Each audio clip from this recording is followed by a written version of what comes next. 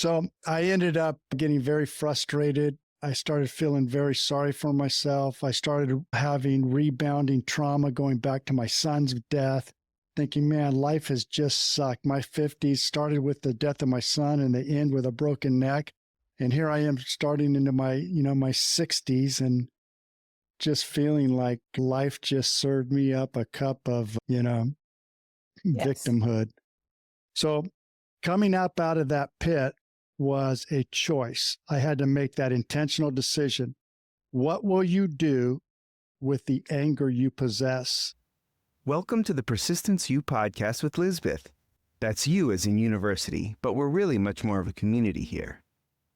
Your host is Lisbeth Meredith. She's an author, speaker, and online teacher. Each week, she'll be delivering amazing stories from survivors and thrivers, all threaded together with a dose of persistence. We're so glad you're listening. Long before the Los Angeles fires, retired firefighter Rich Cheatham and I recorded this episode, and I think it's such an incredible testimony to how if we go through some really difficult things in our life, like he did with health issues, with the murder of his son years before he retired, with other problems, if we just stay busy and focus on other things, we don't heal. And that trauma doesn't go anywhere. But it does kind of boomerang back to us when we least expect it. And so I love this episode because Rick talks about what happened when he had so much silence and time in his life where he could do nothing more than think about the things that had happened over the previous years. What he did with it is pretty inspiring. So I don't often get men who want to talk about their vulnerabilities and how they've managed pain and found healing.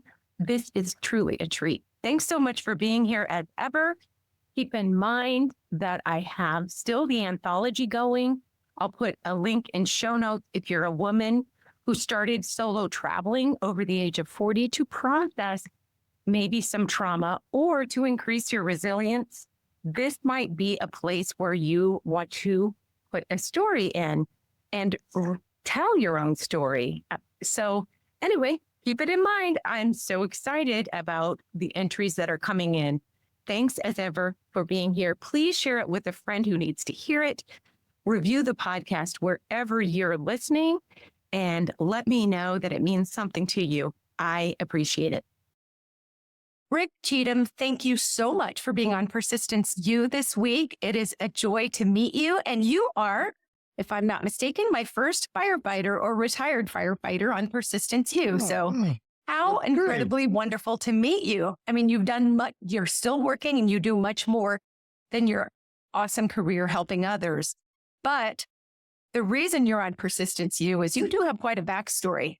Can you get us started with a pivotal moment where it kind of bisected your life and inspired the work that you're doing today? Sure. Well, in 2020, we got hit with COVID and this quote unquote pandemic that was spreading across the country and the world. And Disneyland, as you recall, was shut down for over a year as a result of it. Well, I happened to work for the city of Anaheim, which primarily is funded with our budgetary needs by Disneyland and all the transient occupancy tax that the resort area brings into our city. So with the economic engine shut down to the city, our city leaders had a little bit of foresight and thought, you know what, maybe we ought to offer early retirement to some people and kind of trim some of the excess off and see if we can't get through this pandemic with the least amount of impact to our citizens and our organization as possible. So they offered me a package to retire, and so off I did. The part about the retirement was that, this had been on my mind. I was planning on retiring sometime around 2021 or 2022. I hadn't decided exactly, but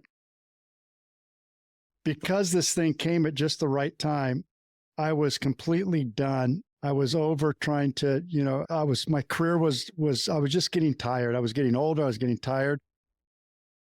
But to kind of help bridge that, the reason it was so tiring is because I had become a union president. And so now I was dealing with a lot of the issues organizationally with the department.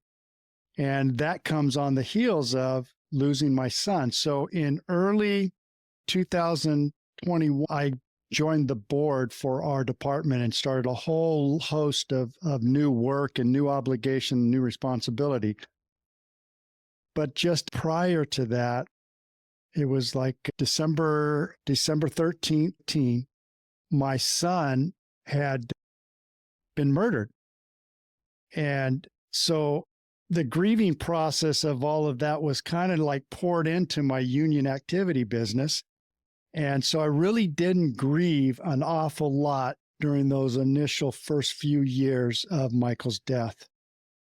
I poured myself into work, became very instrumental in some high-level decisions that were being made for our organization. And then COVID finally does hit, and I'm towards the end of the career, and I was just like, I'm so tired, man. I just want to be done. So that's why I took the early retirement and moved to Nashville, Tennessee to start an Airbnb business where my wife and I retired. And 5 months into retirement, I fell and broke my neck and woke up paralyzed from the chest down. And that's kind of where the whole thing really starts to take off as to what the mindset and the initial understanding of what my injury was going to be. I was told that I may never walk again. I was told that I may never use my hands again. And if I was to walk, it would be a course of action that would require me to get past my mindset and to actually put in some effort. And it was going to be a lot of effort to learn how to walk.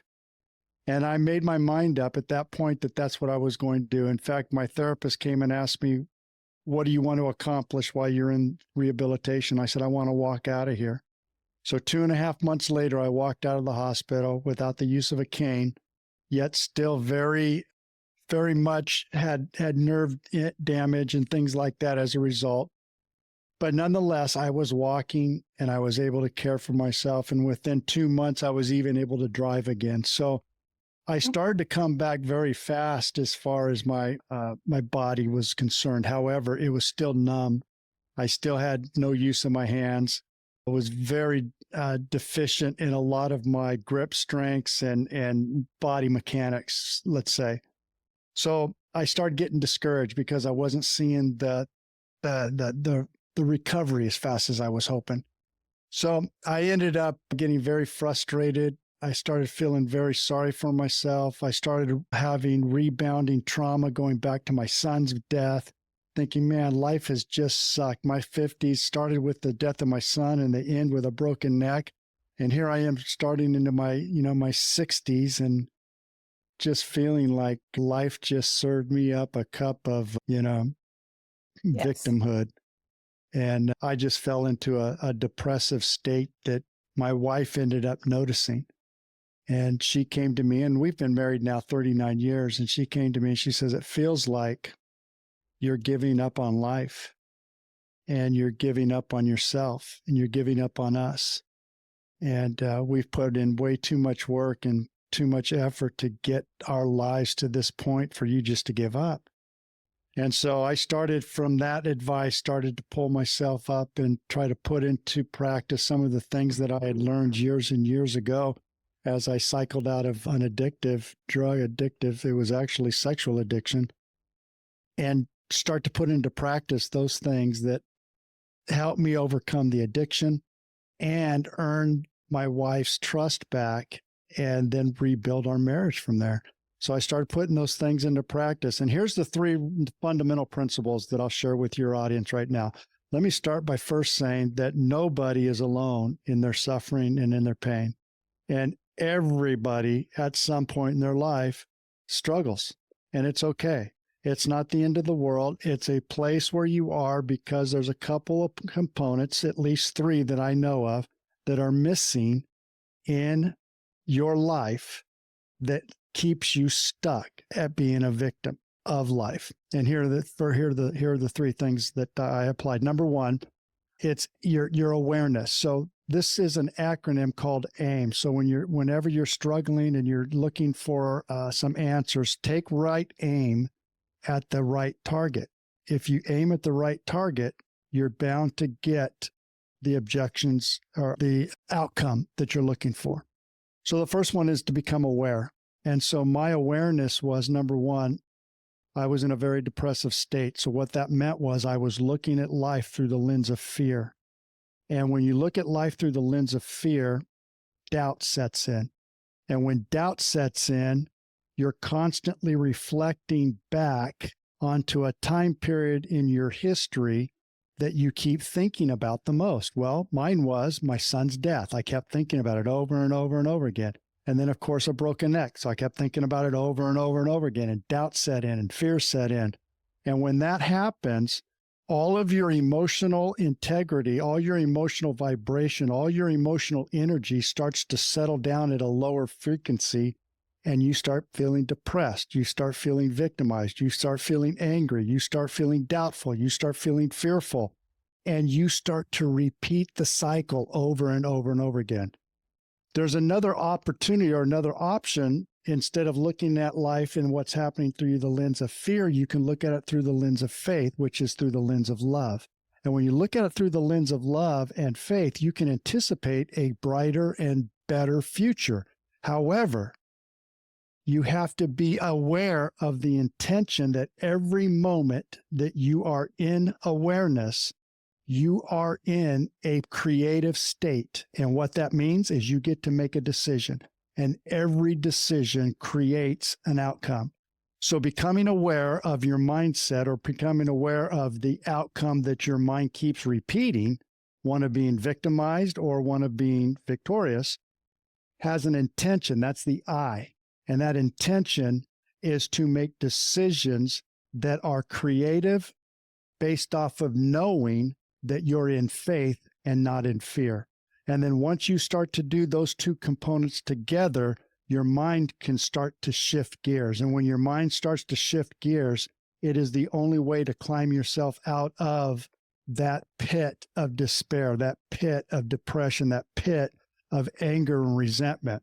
And so as I started to climb out of that, what I started to notice was that I put myself in that pit.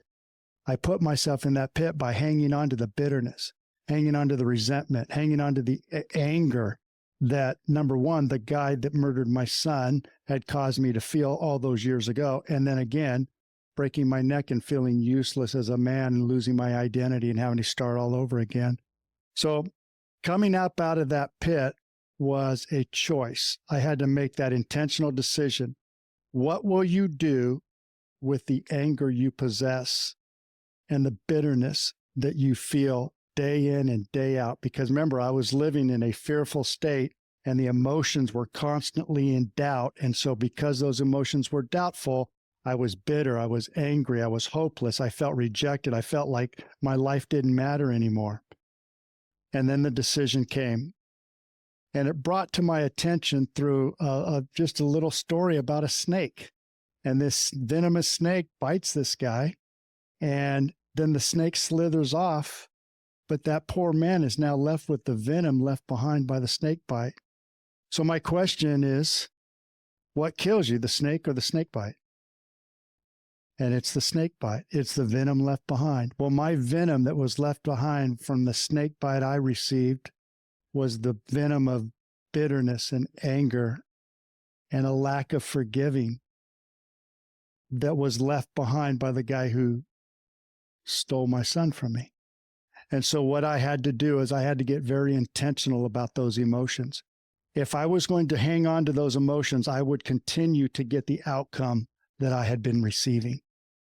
A life that I just didn't even want to live anymore. I was ready to give up. And instead, I chose to forgive the man. And in forgiving him, my joy came back. My love came back. My anticipation came back. My faith came back. My marriage, where my wife was saying, I feel like you're giving up, she is just fully in love with me at a place now where she's She's got the utmost compassion and respect for me because she's watched what we had to go through together to get out of this pit. And so for your audience, my role here with you today is to share with your audience that it doesn't matter what happens in life. In life, we are in choice, if we're in the present moment, to create whatever it is we want. And if you will choose faith over fear, if you will choose anticipation over doubt, you will start to see your life change in ways that you could never even imagine. And it is as real as the conversation that we're having here right now. That's amazing. And if someone's watching, if we have an audience watching on YouTube, your son is right behind you. That's my son, Michael, right behind me. My memorial to him. I love it. It seems like you incorporate him into your life. It's not like you wanted to get past the grief and never look back. It's that you can now incorporate him into your day-to-day life. And that's exactly right. Live honoring his memory rather than being traumatized by his death. Because none of us are, our lives are much greater than the very ending. No matter how it ends, our lives are many, many things. Tell us a little bit about him and how you do honor his memory. Well, he died at the age of 23, but his life was lived with so much life that at his funeral, there was more people there than most people I know who have ever died. Wow. Standing room only. He was known as a friend to everybody. Everybody loved him. He was the life of the party, but he had a servant's heart. And that's where I think that I get a lot of my energy is because Michael had such a servant's heart and wanted to help people and created an environment where he could be of service and be of help to the people that were around him. And my life now emulates a lot of that passion that he had. My son was in the cannabis industry, the medical cannabis industry in Southern California. And unfortunately, it doesn't really matter what your passion is or what your desire is when it comes to cannabis. There's such a dark side to it that it can easily be manipulated into people taking advantage of the innocent. But my son was in it for the right reasons, and this guy decided that his reasons were not profitable enough for him, and he could use all of the product that my son was able to grow and use it for his own personal purpose and greed, and decided to kill my son for it. So he came to us years before this all happened, and we were worried. Well, my wife said, "I'm worried that something's going to happen to you." And he said, "What are you worried about? Worst thing that happen is I die and I go to heaven, just like you always taught me. What's the problem?" And I thought, man, this kid lives at such a present moment, and such an incredible faith, and such an incredible giftedness at such a young age. How can I, in my 60s now, take what he was so passionate about?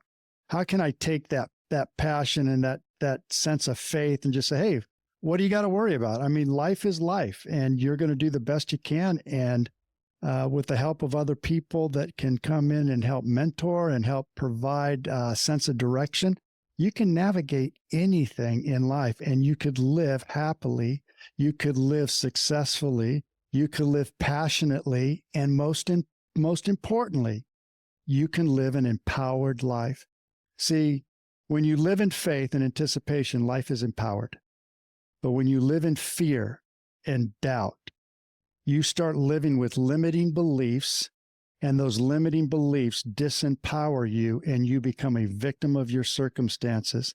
And as somebody who has lived on both sides of those equations, I can say living with faith and anticipation and turning all of your circumstances into stepping stones of your very being and your very essence, where you find your purpose and you find your passion in life.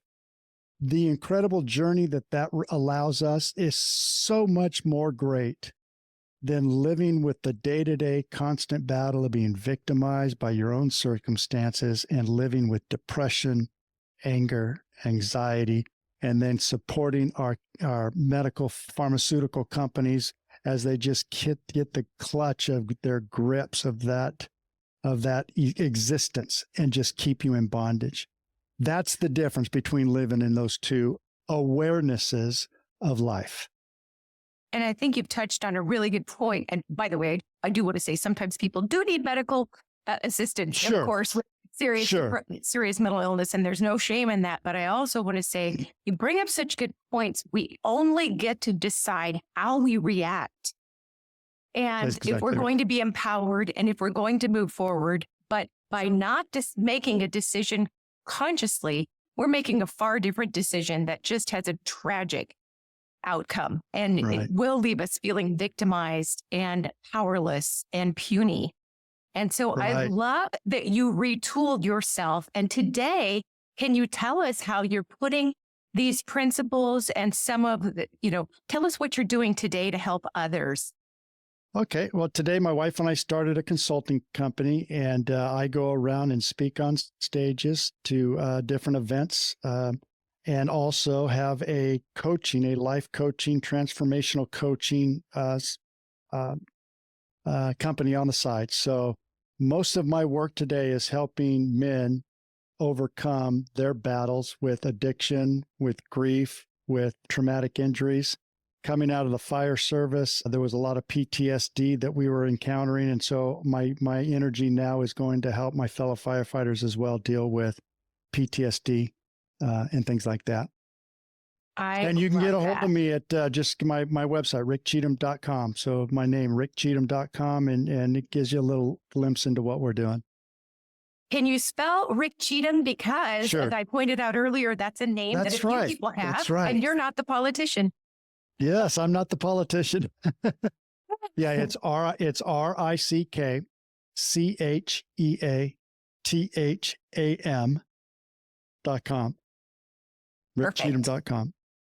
I love that. Perfect. And I'm so happy for both you and your wife that you were able to together pivot this really awful set of circumstances. And you look like the picture of health today. And I love seeing your son still as a big part of your day-to-day life right behind you in the frame. He's definitely still a big part of our life, and we feel his energy every day, and we live life for the life he didn't get to live. I love that. Thank you so much, Rick. I appreciate it. Thank you for having me.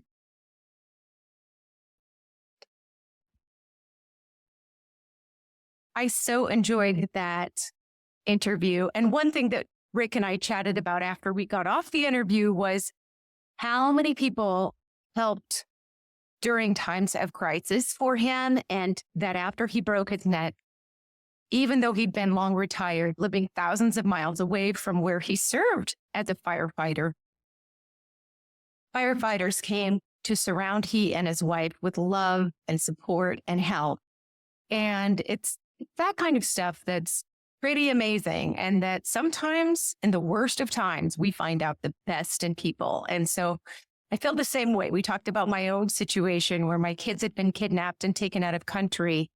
And that was tragic. And that was a long time ago, by the way. But, to have coworkers at the agency I worked at donate their leave, hold garage sales, community members send me cards, people donating funds and lawyers giving up their time, and friends just trying to surround me with what kind of support do you need. And that's something that all these years later for me, I won't forget. I am so very grateful. And for anyone who worries about going through a horrific time in life, just remember sometimes that awful, awful thing that happened is the very thing that can propel you to something so great, and with friendships or relationships so fabulous that you might never have imagined otherwise.